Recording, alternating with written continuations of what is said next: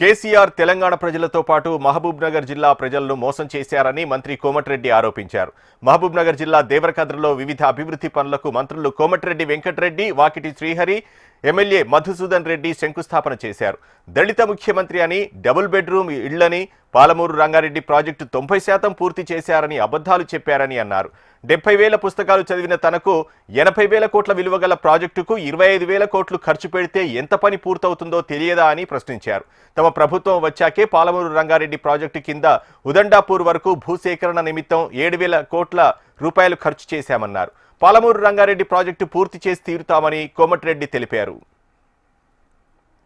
కేసీఆర్ దళిత ముఖ్యమంత్రి, double bedroom, లక్షల అబద్ధాలు ఆడిండు.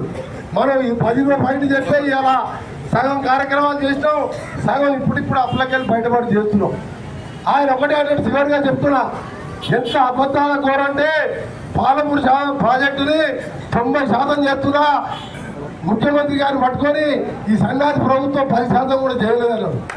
ఆ కేసీఆర్, నువ్వు 70,000 పుస్తకాలు చదువుకున్నావు కదా, 80,000 కోట్ల ప్రాజెక్టుకు 27,000 కోట్లు ఖర్చు పెడితే 90% అవుతుందా, 30% అవుతారు ప్రాజెక్టు ఎంత తెలియనుకుంటున్నాడు.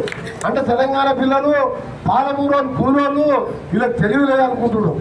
ఏం లేదు, పంప్ హౌస్ కమిషన్ వచ్చే పంప్ హౌస్ చేసిండు. ఒక